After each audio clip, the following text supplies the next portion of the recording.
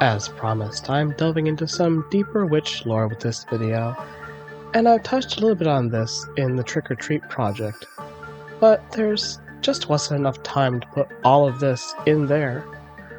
Thankfully, I've got my best friend Bree to help me out with that today. Hi everyone, I'm Bree.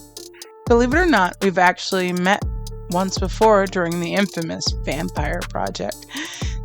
So I'm back again with another bit of eerie lore that's sure to make you look at Edna Rose in a new light. So like, subscribe, and ring our bell before we get started.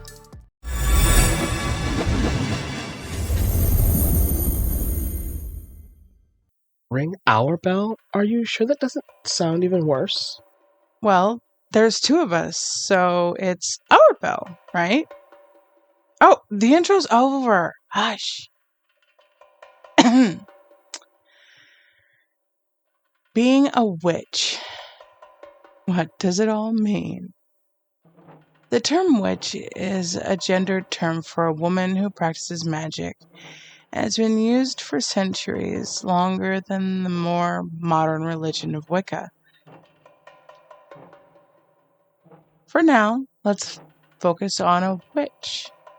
What is she? Before the tropes of conical hats, first used as a tactic to mark Jewish men and later Quaker women, a witch was simply a woman who practiced a trade and usually remained single. I think this is why using an example like Edna is so important.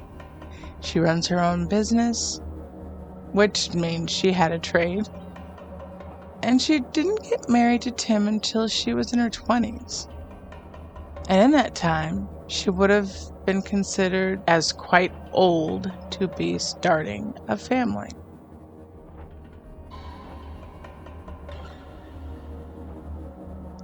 But before the year 1000, witches were women who lived among the rest of society without really being bothered.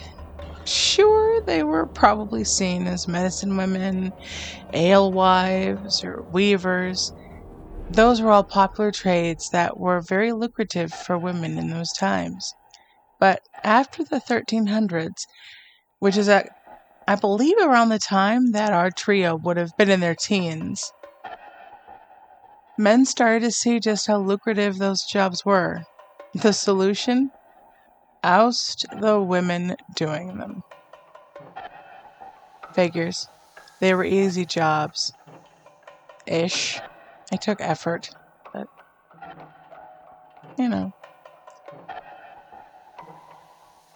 Pardon me, I'm kind of one of those people when it comes to the patriarchy. As an aside, this part feels deeply ironic to me, since Timothy is a tailor. In his own innocent way, he's exactly the sort of man who would be taking that job from a witch. It's very likely that this definitely played into the Frost Coven's approval of he and Edna's union. But as I've said many times, witch hunts didn't really get very bad until the 15th century. Why? Because of a book titled The Malleus Maleficarium, or The Witch's Hammer. The first edition of this book was written in 1487, sanctioned by the Pope Innocent VIII, and written by Heinrich Kramer and Jacob Springer. They established the rules and criteria by which a woman could be identified as a witch, and this also came to envelop all classical art on witches.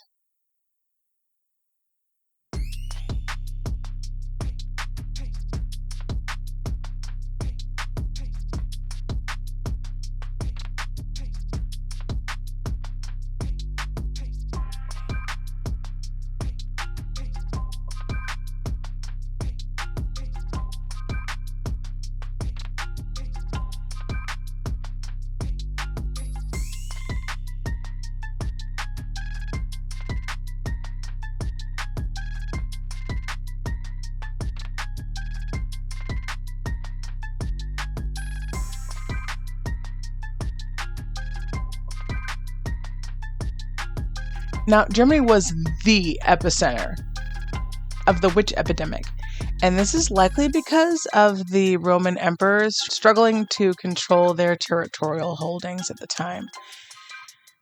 Religious upheaval, intellectual activity, and technical innovation meant numerous challenges for the church, and women in trade or wanting to think and learn for themselves.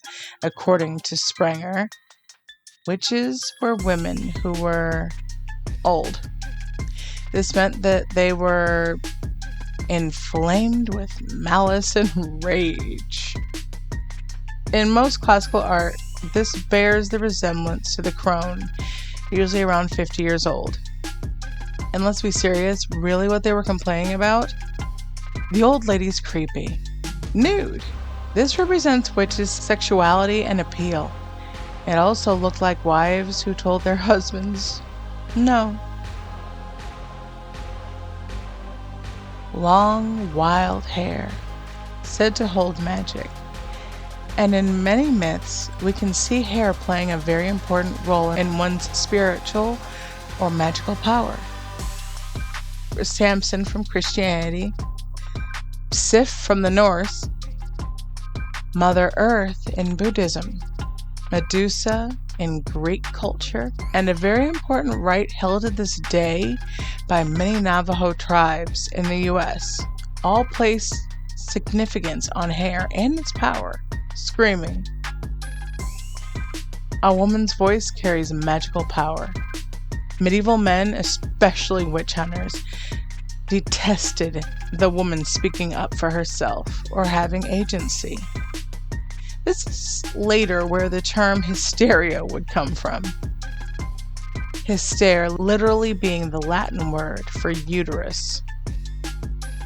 Being hysterical was usually just a woman reacting to a traumatic event or prolonged turmoil in her life. Women were supposed to be happy in any role they were given. Sometimes even happy, no matter how devastating it might be, or constricting, suffocating. None of that mattered.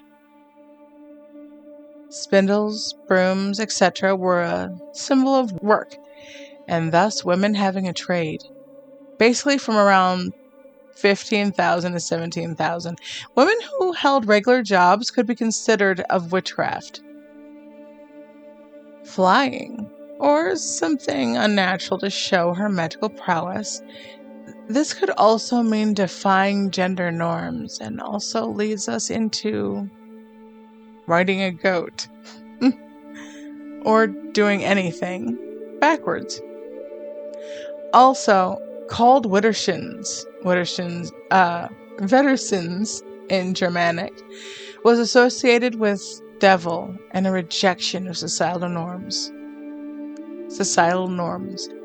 I.e., gender. Current hot topic, honestly, isn't it? Witches were also accused of causing bad weather or other natural disasters. See ergot poisoning, for example. This was often called bewitchment, despite being caused normally by eating bread or flour contaminated by fungus. 20 editions of Malleus Maleficarum were published between 1487 to 1520, and then a further 16 across other languages from 1574 until 1669. In fact, the book is still available in modern editions in bookstores and online. We're planning on getting one for ourselves, for posterity.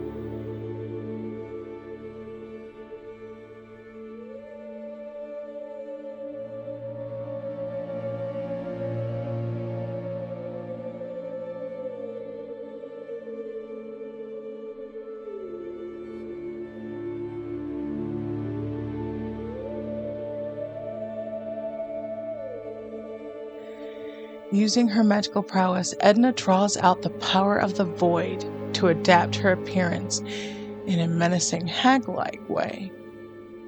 Oh, but what is a hag, you ask? Normally, it's used as a term of disparagement towards an old woman's appearance, but the term has roots in Middle English and was a shortening of hagtress, literally an Old English term for witch. It bears the same root for the Dutch hex, German hex, and also inspires the term hedge witch, used to denote a solo practitioner of the craft.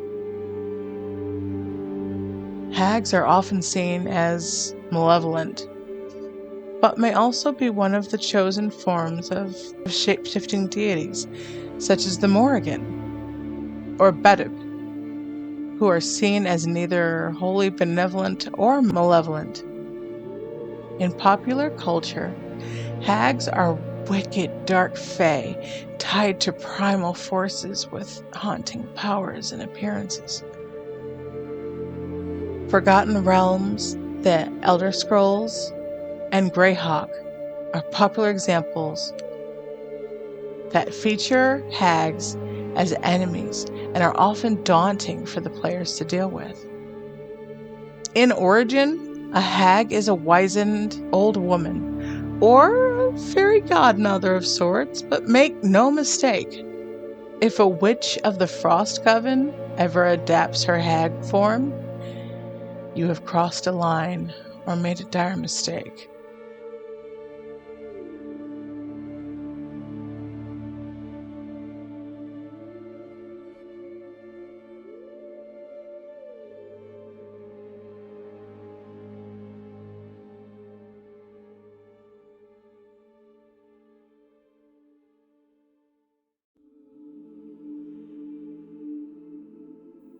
Now that we know all that, though, let's talk about this piece.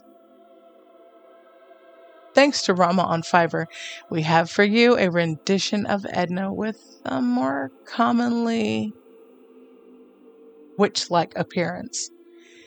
It doesn't do much to change how she looks overall, but we give her a more worn and weary crone-like face and wicked menacing claws off of her fingernails. In this form, Edna's magical command increases dramatically, but her emotions and reasoning become highly unstable, with a tendency towards violent retribution or vengeance. The air around her stills and becomes stagnant and devoid of light or heat. Her normally kind nature takes on an imposing presence, and long wisps of void curl all about her body, like a miasma giving her a wild-haired, pallid appearance, made all the more daunting by eyes that seem to glow, striking despair and gloom into any that look upon her. Dark magic stretches her fingernails into wicked black athames, capable of cutting, stabbing, or cursing her foes. In this form, Edna once sealed the voice of a spellcaster who threatened her and cursed him that if he would speak any magic so long as she lived, he would be strangled where he stood by her power.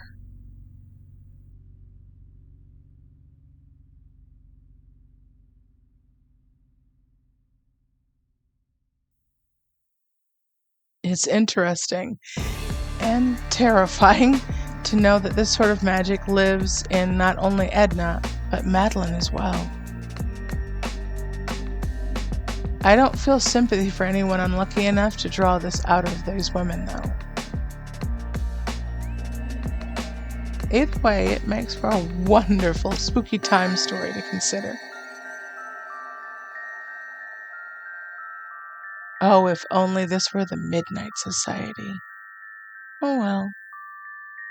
Submitted for the approval of you viewers, the Highland Witch of the Frost Coven, and the thorn that protects the roses.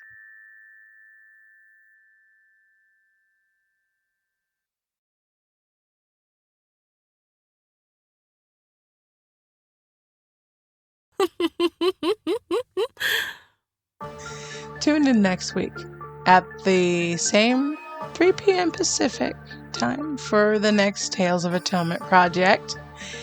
And if you liked the style of art, click the Fiverr link below to shoot Rama a commission. It's all through our viewers that we're able to make this content.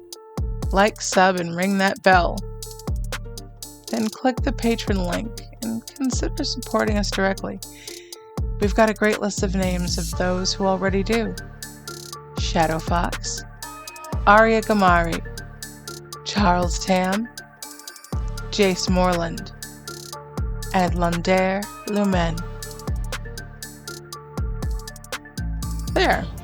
That bell. Is that better? Yeah, when there's two of us, I think so. Thanks, Spring. See you after class, Agni. I hope you've enjoyed this discussion and information, and I hope your fall season is spectacular.